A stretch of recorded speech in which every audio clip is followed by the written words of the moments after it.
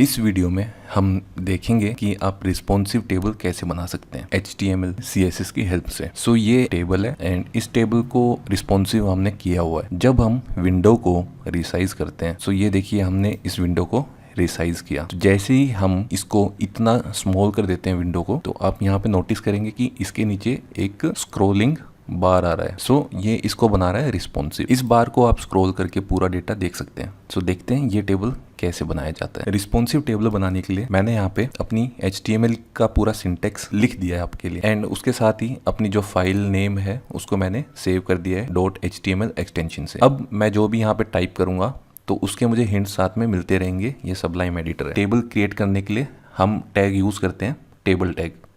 Table tag open किया है and close कर दिया है बॉडी टैग के अंदर। अब टेबल टैग के अंदर हमें अपना डेटा डालना है, सो हम रोज के अंदर अपना डेटा डालते हैं। टेबल के अंदर जो फर्स्ट लाइन होती है वो अपनी हेडिंग होती है। अब आप यहाँ पे नोटिस करेंगे कि फर्स्ट रो, ये अपनी फर्स्ट रो है। इस फर्स्ट रो में मैंने आपके लिए टेबल हेडिंग का डेटा यहाँ पे डाल दिया है। ठीक है, तो इससे क्या होगा कि आपके ये वाले कॉलम्स क्रिएट हो जाएंगे इन हेडिंग के नेम से। अब जितने आपके ये कॉलम्स क्रिएट हुए हैं, अब आपको उतना ही डेटा नीचे सेकंड रो में डालना पड़ेगा। अब यहाँ पे ये हमारी सेकंड रो है। इसी टाइप से मैंने काफी सारी रोज ले रखी हैं TR टैग से और उनमें डेटा डाला हुआ है TD टैग के अंदर। सो जितनी भी हमारी हेडिंग है उतना ही हमें नीचे TD टैग्स चाहिए होंगे और उनके अंदर डेटा फिल करना पड़ेगा। फाइल ओपन करके देखते हैं। ठीक है, ये फाइल अपनी डेस्कटॉप पे थी तो मैंने ओपन कर लिया। आपकी जहाँ पे भी फाइल रखी हो आप उसे ओपन करके देख सकते हैं। अभी अपना टेबल इस टाइप से दिखाई दे रहा है। सबसे पहले तो हम इस के जो बॉर्डर्स हैं वो लेके आते हैं ताकि अपने को टेबल अच्छे से दिखाई दे। बॉर्डर्स लाने के लिए हम सबसे पहले हम इसमें क्या करते हैं, बॉर्डर से पहले इसको दे देते हैं विड्थ। टेबल विड्थ हम करते हैं 100%। ठीक है, 100% आपकी जितनी विंडो है उसमें आ चुका है। टेबल पूरा फैल गया है। अब इसमें हम देते हैं बॉर्डर्स देंगे। अगर हम टेबल के अंदर बॉर्डर लिखेंगे, मैंने यहाँ पे दे दिया 2 पिक्सल सॉलिड रेड। टेबल के अंदर बॉर्डर की प्रॉपर्टी देने से क्या होगा, टेबल है उसके आउटर साइड में बॉर्डर क्रिएट हो जाएगा। अब अपने को चाहिए कि हर कॉलम का भी अपना बॉर्डर हो। सो उसके लिए हम क्या करेंगे, हमें बॉर्डर देना पड़ेगा THTD डेटा के लिए। उसमें हम ये वाली प्रॉपर्टी है इसको पेस्ट कर देते हैं। बॉर्डर की प्रॉपर्टी है, इसको पेस्ट कर दिया एंड रिफ्रेश करते हैं। अब आप यहाँ पे एक चीज देखिए कि अपने टेबल क्रिएट हो चुका है बट उसमें आपको डबल बॉर्डर्स दिखाई दे रहे हैं। ये थोड़ा अच्छा नहीं लग रहा है। सो इसके लिए हमने एक प्रॉपर्टी यूज़ की थी बॉर्डर कोलैप्स की। तो हम इनके बॉर्डर कोलैप्स कर देते हैं। उससे क्या होगा, अपने को एक ही बॉर्डर दिखाई देगा। ठीक है, अब अगर इस प्रॉपर्टी को यहाँ से रिमूव करते हैं तो ये देखिए यहाँ पे कुछ भी असर नहीं पड़ेगा बिकॉज सिंगल बॉर्डर है। टेबल हेडिंग का एंड टेबल डेटा का भी है। तो उसने आउटर बॉर्डर को रिमूव करके इनर टेबल डेटा है एंड टेबल हेडिंग है उससे ही आउटर बॉर्डर क्रिएट कर दिया। तो यहाँ पे एक ही TD एंड TH के बॉर्डर से ही काम चल जाएगा। सो हमने बॉर्डर कोलैप्स कर दिया। अब हम चाहते हैं ये पूरा जो बॉर्डर है हर एक सेल के या हर एक TD टेबल डेटा के अराउंड में ना हो। सो हम इसको स्ट्रिप्स में लेके आएंगे।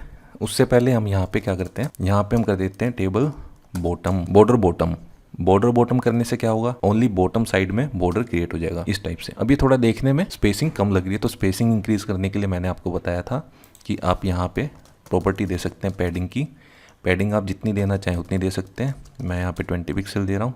Table heading and table data की जो पैडिंग है वो अपनी हो जाएगी 20 पिक्सल। अब इनको या तो आप जो टेक्स्ट अलाइनमेंट है या तो आप इनको लेफ्ट साइड कर लीजिए या सेंटर में कर लीजिए। अब हम इनको करते हैं यहाँ से टेक्स्ट अलाइन, हम कर लेते हैं इनको सेंटर या लेफ्ट कर लेते हैं। तो इससे क्या होगा, टेबल हेडिंग एंड अपना जो टेबल डेटा है वो सारा लेफ्ट साइड में आ जाएगा। टेबल डेटा वैसे अपना लेफ्ट साइड में ही था, टेबल हेडिंग भी लेफ्ट साइड में आ गया। अब हमें क्या करना है, अब हमें अल्टरनेटिव जो इसकी रोज है, पहले थोड़ा डेटा इसका इंक्रीज कर लेते हैं। हम क्या करते हैं, इसी रो को, टेबल रो को नीचे कॉपी पेस्ट कर देते हैं ताकि अपनी टेबल की रोज इंक्रीज हो जाए और उसमें डेटा दिखाए। ठीक है, अब हमें क्या करना है कि हमें इनमें अल्टरनेटिव कलर देना है स्ट्रिप्स की फॉर्म में ताकि अपना टेबल प्रोफेशनल लगे। हमें देना है टेबल रो में, टेबल रो में क्या देना है, हमें देना है nth चाइल्ड पे कलर। किस रो पे देना है, इवन रो पे दे सकते हैं आप, ओड पे दे सकते हैं।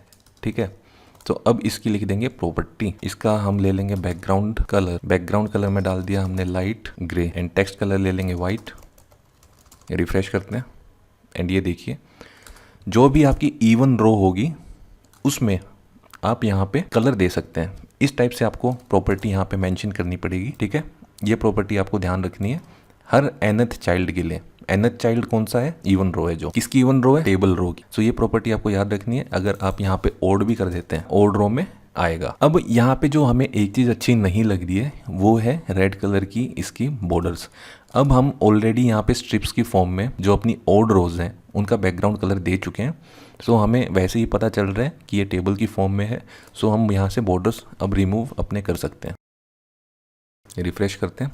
का कलर अगर आप चाहें तो डार्क ग्रे कर सकते हैं ताकि वाइट कलर उसके ऊपर अच्छे से दिखाई दे। अब ठीक है। अगर आप चाहते हैं कि आप होवर करें तो ये सारा कलर आपका चेंज हो। मैंने यहाँ पे होवर लिख दिया nth चाइल्ड को रिमूव करके। अब अगर रिफ्रेश करते हैं, अपना माउस इधर रखते हैं, यहाँ पे माउस का कर्सर लेके जाएंगे, आपको कलर दिखाई देगा जो भी आपने यहाँ पे मेंशन किया है TR में। सो हम यहाँ से दे देते हैं बॉर्डर बॉटम में दे देंगे हम 1 पिक्सल एंड यहाँ पे देते हैं सॉलिड ग्रे स्पेस सेव। अब देखिए, अब यहाँ पे बॉर्डर्स का कलर भी आ गया है, बॉटम बॉर्डर्स का। एंड अब जैसे ही मेरा जो कर्सर है वो मूव करेगा एंड वहाँ पे आपको कलर दिखाई देगा जिस भी आप रो के ऊपर जाएंगे।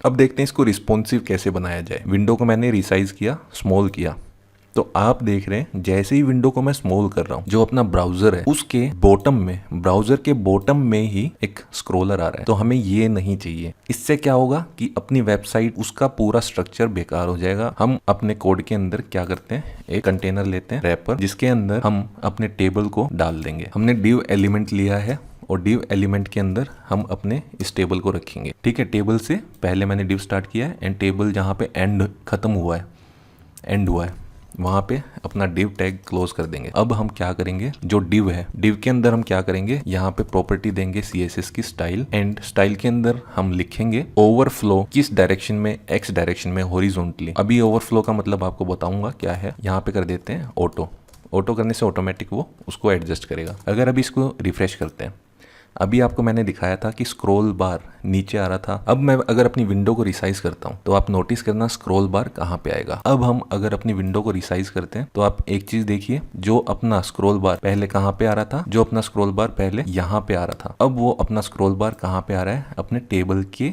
जहाँ पे टेबल एंड हुआ है वहां पे आ रहा है। इससे क्या होगा कि जैसे हम अपने मोबाइल पे अपनी वेबसाइट ओपन करेंगे तो आपकी पूरी वेबसाइट वो नहीं हिलेगी। आपका जो टेबल साइज है सिर्फ वो रिस्पॉन्सिव बन जाएगा। ठीक है, तो अपना आप टेबल है उसको स्लाइड करके देख सकते हैं, पूरी वेबसाइट आपको नहीं हिलाने की ज़रूरत है। सो ये फ़ायदा है। अब ओवरफ्लो का मतलब क्या है, ओवरफ्लो का मतलब ये है अगर आपका डेटा आपकी विंडो स्क्रीन से ज़्यादा में फैला हुआ है तो उसको बोलते हैं ओवरफ्लो होना। ठीक है, एक गिलास में आप पानी डालते हैं और आप उसमें और पानी डालते हैं तो पानी बाहर निकलेगा तो उसको बोलेंगे हम ओवरफ्लो हो रहा है। इसी टाइप से अगर आपकी विंडो पे कोई डेटा है एंड आपकी विंडो की स्क्रीन स्मॉल हो जाती है तो वो डेटा विंडो से बाहर जाएगा, आपके पूरे जो वेबसाइट का स्ट्रक्चर है वो खराब करेगा। ओवरफ्लो एक्स में हमने यहाँ पे ऑटो कर दिया है। या तो आप इसको स्क्रॉल कर सकते हैं, स्क्रॉल ओवरफ्लो एक्स में अगर आप स्क्रॉल कर देंगे तो आपको परमानेंट यहाँ पे एक स्क्रॉल बार दिखाई देगा, कहाँ पे, टेबल के नीचे। बट हमें ये परमानेंट स्क्रॉल बार नहीं चाहिए, अपने को ये स्क्रॉलर तभी चाहिए जब अपने टेबल की विड्थ हो वो ज्यादा हो अपने वेब पेज की विड्थ से, विंडो की विड्थ से, तभी ये स्क्रॉलर अपने को दिखाई दे। तो उसके लिए हमने क्या किया, यहाँ पे ऑटो कर दिया, ऑटो। तो बेसिकली अपने को ओवरफ्लो एक्स पे ही चाहिए, हॉरिजॉन्टली चाहिए, वर्टिकली कोई मतलब है ही नहीं, क्योंकि वर्टिकली तो विंडो का स्क्रॉलर होता है, डेटा नीचे आएगा तो ये ऑटोमेटिक स्क्रॉलर होगा ही होगा। तो ये अपने को एक्स में ही चाहिए। तो इस टाइप से आप रिस्पॉन्सिव टेबल पे काम कर सकते हैं। होप है कि आपको क्लियर होगा रिस्पॉन्सिव टेबल कैसे बनता है। कोई भी डाउट हो कमेंट बॉक्स में लिख के आप हमसे पूछ सकते हैं। अगर वीडियो अच्छी लगी हो तो वीडियो को आप लाइक जरूर करें एंड चैनल को सब्सक्राइब कर लें।